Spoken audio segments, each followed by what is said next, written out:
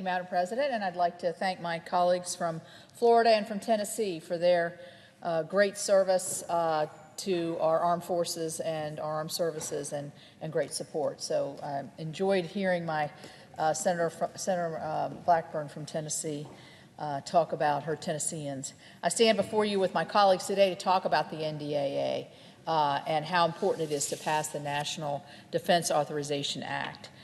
My state of West Virginia has some of the highest rate of veteran population. We have about 10% of our population are veterans, and nationally that average is only 7. So I think that service in the military and taking care of our military has always been a source of very much importance to me as their representative here in the Congress. I think we can all agree that our armed forces would not be what it is without the great service of our patriotic men and women in our all-volunteer force. That's why it's important that we continue to support them and the work that they do to protect our freedoms every single day. This important legislation does just that by authorizing vital resources for our nation's troops, our wounded warriors, and their families. The defense bill also includes programs which will directly impact the West Virginia National Guard. I've had the chance to regularly meet with service members in my state and abroad who I've enjoyed personally being able to thank them. Most recently, I traveled to Afghanistan, where I met a unit from West Virginia. And during my visit with our West Virginia service members and others, they shared with me their great pride, not just for our state and our country, and why they are proud to defend our freedoms. I've also had the chance to hear many of the challenges that they face on a day-to-day basis. Their feedback has been so helpful to Congress as we better support our military. These brave men and women deserve our unified support, and I think they'll get it, and should not be subject to the gridlock that has become so common in this body and certainly in Washington, D.C. And that's why Congress has come together for the 60th year to pass a bipartisan bill. The NDAA authorizes $740.5 billion in funding for the Department of Defense and national security programs to ensure that our military families are modernized and well-equipped to handle the constant evolving national security threats. The NDAA also designates the necessary funds to provide our active duty service members, veterans, and their families with the resources that they have earned with their dedication and support. Another way that the NDAA looks out for our troops and their families is that it authorizes a 3% raise for our soldiers. This comes less than a year after a 3.1% raise for our service members, which was the largest in a decade.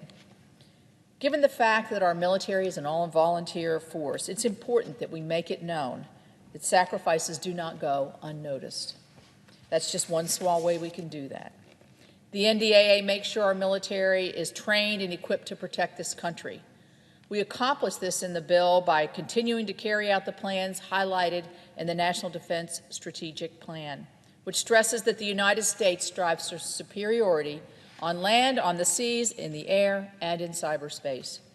The NDAA advances the DoD's cybersecurity strategies and cyber combat capabilities and enhances U.S. security efforts by countering competition from near-peer adversaries like Russia and China, and defeating threats from rogue regimes like Iran and North Korea.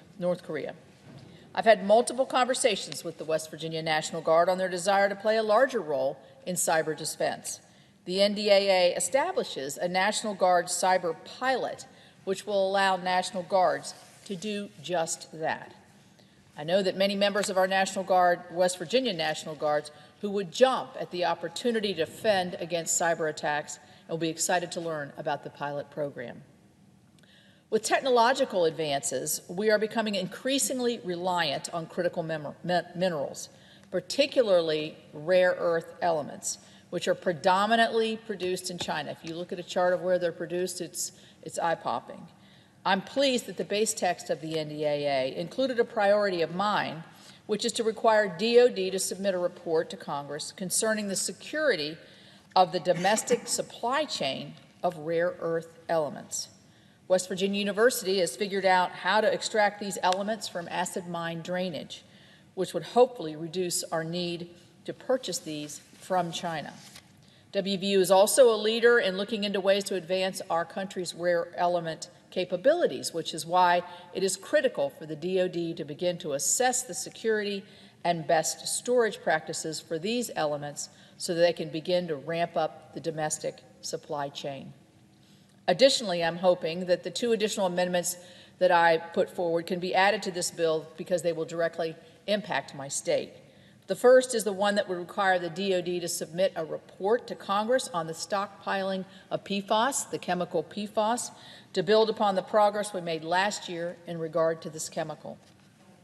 The second amendment I worked on with my colleague, Senator Moran, was to ensure that mothers-to-be who are members of the National Guard are compensated and receive retirement credits for the missing drill weekends that they have missed because of maternity leave. With West Virginia's strong history of military service, caring for America's servicemen and women could not be more important. During the COVID-19 pandemic, the members of the West Virginia National Guard and every other National Guard across this country have stepped up and gone above and beyond the duty. The NDAA will make sure that those who have responded to this pandemic receive the health benefits they deserve. While I believe we must put our nation on a sound fiscal path to end our dependence on deficit spending, it is equally important to maintain our military readiness and provide necessary resources to those who serve our nation. I want to thank my colleagues and Chairman Inhofe for their excellent work on the NDAA. This is an important bill, a must-pass bill, and I look forward to working with my colleagues on doing just that. And I yield back.